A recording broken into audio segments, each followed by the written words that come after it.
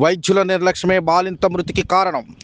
వైద్యుల నిర్లక్ష్యంతో బాలింత మృతి చెందిందంటూ కుటుంబ సభ్యులు ఆసుపత్రి వద్ద ఆందోళనకు దిగారు. బాధితుల తరపు కుటుంబీకులు తెలిపిన వివరాల మేరకు గొల్లప్రోలు మండలం చేబ్రోలు చెందిన దొండపాటి శ్రీ దుర్గా గర్భం దాల్చిన నాటి నుంచి పిఠాపురం ప్రభుత్వ ఆసుపత్రిలో వైద్య సేవలు పొందుతుంది. ఐరిస్క్ పేషెంట్ ఆమె వైద్యం తీసుకుంటుంది.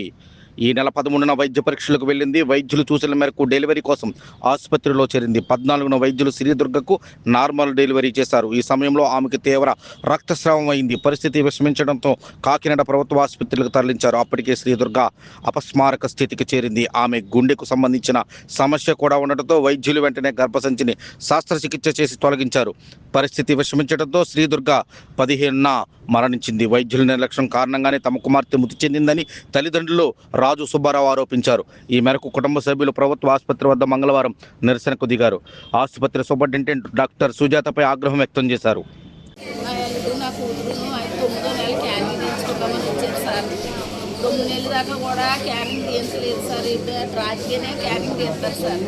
కానీ ఇప్పుడు రాయలేదు సార్. 2-3 సార్లు వచ్చి వెళ్ళిపోయాం సార్ మేము. ఈ తర్వాత 9వ నెల క్యానింగ్ తీయించుకుంటానని నా కూతురు నా ఎల్లుడు బండి మీద వచ్చారు సార్. బండి మీద వచ్చిన అమ్మాయిని ఎవరో నర్స్ అంటారు సార్. ఆవిడ పేరు నాకు తెలియదు.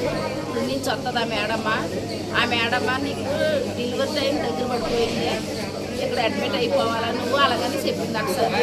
చెప్తే అదే మాట చదువు తీసుకొని నా కూతురు డెలివరీ టైం దగ్గర పడిపోయింది మరి కంగారు పడిపోయి ఇక్కడే జాయిన్ అయిపోయింది సార్. జాయిన్ అయిపోయి నాకు ఫోన్ చేసింది అయ్యా. ఫోన్ చేస్తే నేను వెనకాల కూడా బట్టలు పెట్టుకొని బాక్స్ పెట్టుకొని ఇక్కడ రావడం జరిగింది బాబు. వచ్చిన తర్వాత మీ అమ్మాయికి నార్మల్ డెలివరీ అయిపోతుంది, ఉండిచ్చేయండి, తీసుకెళ్ళకండి అలాగని అన్నారు సార్. అంటే సరే కదా అలాగనేసి అలాగే పిల్లకాడే ఉన్నాం బాబు. పిల్లకాడు ఉంటే వచ్చిన వాళ్ళల్లా చూడటము, తీసుకెళ్ళడం చూడటము, మళ్ళీ సిలిండర్ బాటిల్ పెట్టడం, ఇంజక్షన్ చేయడం ఇలాంటివన్నీ జరిగింది సార్. ఈ లోపల నైట్ మేడం వెళ్ళిపోతుంది సార్. నైట్ డ్యూటీ మేడం 3వ 2వ పురుడు డోసులు వెళ్ళిపోయింది సార్. మేడం గారు మీరు వెళ్ళిపోతున్నారు, నా కూతురు కూడా మీ చేతులు జరిగితే పోవడం అలాగని నైట్ డ్యూటీ మేడం అని నేను అడిగాను సార్. అడిగితే నైట్ డ్యూటీ మేడం అన్నది ఇంకా నాకన్నా మంచి డాక్టర్ అమ్మ వస్తుంది, నీ కూతురు డెలివరీ చేసి తల్లిని పెట్టి నీకు అప్పు చెప్తుంది, నువ్వు కంగారు పడకు అలాగనేసి నైట్ మేడం చెప్పింది సార్. చెప్తే సరే అమ్మ అలాగనేసి అన్నాను సార్. ఈ లోపల ఉదయం డ్యూటీ మంగళవారం డ్యూటీ చేసి మేడం వచ్చింది సార్. వచ్చిన తర్వాత స్కానింగ్ తీసుకొని వెళ్ళి స్కానింగ్ తీసి రండి అలాగని అన్నారు సార్. అంటే స్కానింగ్ తీసుకొని వెళ్ళాను సార్. మా పాపని మా అల్లుడు మా పెద్ద అమ్మాయి స్కానింగ్ తీసుకొని వెళ్ళేది, నేను ఇక్కడే ఉన్నాను సార్. స్కానింగ్ తీసుకొని వచ్చిన తర్వాత ఆ స్కానింగ్ మరి చూసిందో లేదో కూడా నాకు తెలియదు సార్. అందులో కూడా ఇరుసుకొని ఉన్నదంట సార్.